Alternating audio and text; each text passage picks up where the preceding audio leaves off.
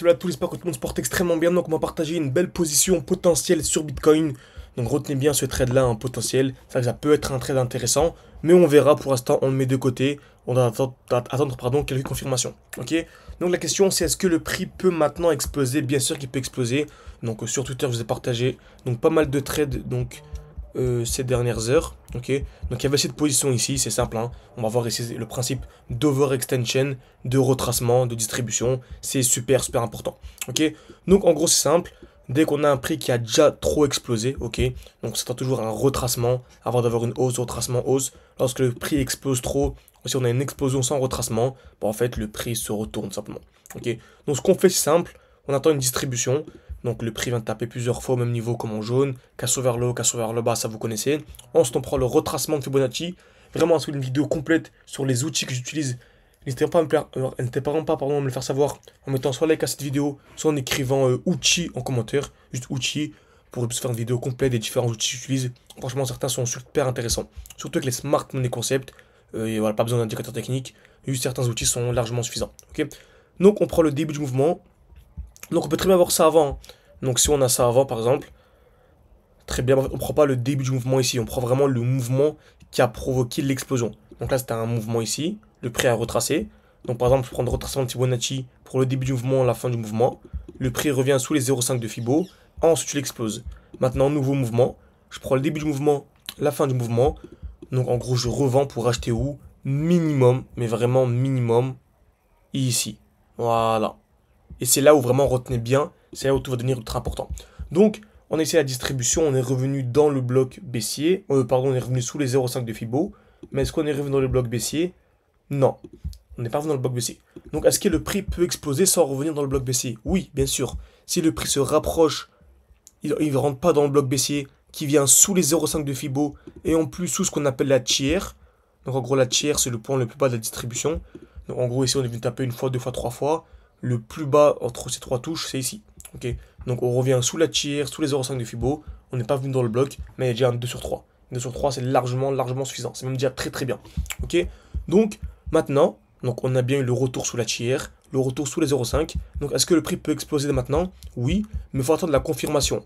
Donc qui chiffre confirmation dit la cassure du dernier AI. Donc en fait, si on a une structure qui est baissière sur du court terme, ok, on a ici ce high, et pour moi, tant qu'on ne vient pas casser ce high là, on est toujours baissier. Donc j'attends la cassure de ce high. Et faites attention, parce que souvent, quand on arrive dans un bloc haussier, on a une chute, et quand on arrive dans un bloc baissier, on a une hausse. Donc là, on peut très bien avoir ça, mais très grande probabilité qu'on ait une chute, et là en fait tout va se jouer ici. Et là vraiment, je place deux alertes. Je place une alerte ici, et une alerte à ce niveau-là. Je vais m'effacer ça. Très bien, deux alertes. Si on vient casser vers le haut, perso, je prends un trade à l'achat, donc comme ça. Donc vraiment trade à l'achat avec un stop loss en dessous et un TP, tout dépend. Ici on cherche 3-4 de R minimum, mais ça dépend du contexte, ça dépend de ce qui est au-dessus. Si vous voulez une vidéo sur vraiment comment sortir, je peux en faire une, mais le plus important c'est vraiment comment entrer dans cette vidéo. Par contre, si le prix vient casser vers le bas, donc vient faire un truc du genre, là je revends. Je revends comme ceci. Avec un stop loss, encore une fois, moi vous savez, je suis vraiment full spot, mais on peut revendre pour racheter plus bas.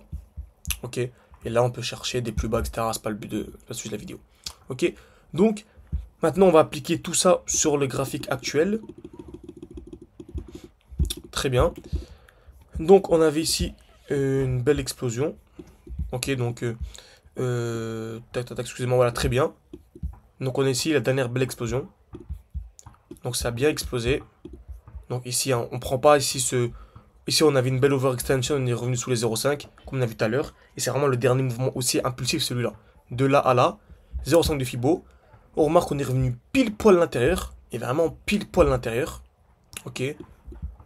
On a un mouvement haussier, et moi je m'attends à ça. Si on vient casser ce high, personnellement, je rentre à l'achat. Même en plus petit time frame, hein, franchement, si on vient casser les 104 000 $, je rentre à l'achat. Ok. Directement. Avec un stop loss au niveau de 103 000. Par contre, si on vient casser vers le bas, donc si on vient faire ça par exemple, bon, en fait je revends, comme ça. C'est que vraiment certains me disent oui, bah tu t'attends à quoi? Une hausse ou une chute? Bah ça dépend en fait. Ça dépend du contexte, ça dépend de ce que le marché nous fait. Et après, pour avoir ici le minimum du 4 de R, revenir dans ce bloc. Ok. Donc si vous voulez une partie de cette vidéo, si vous voulez que je sois au courant de ce que le marché nous donne, n'hésitez vraiment pas à m'écrire partie dans en commentaire. C'est qu'ils veulent vraiment se former avec moi, d'avoir accès à tous mes points d'entrée, tous mes points de sortie. Comme là, j'attends qu'une des deux se déclenche pour envoyer aux élèves, pour les prévenir que je revends, tout simplement. Ok. Donc soit je revends, soit je rachète. Vous avez accès à mon portefeuille, donc c'est pas mon portefeuille, hein, ça c'est les signaux. Donc vous avez accès à mes points d'entrée, mes points de sortie. Bref, vous avez accès à absolument tout. Vous avez accès à une formation complète, un accompagnement complet, donc sur un an. Après, vous pouvez garder le reste à vie.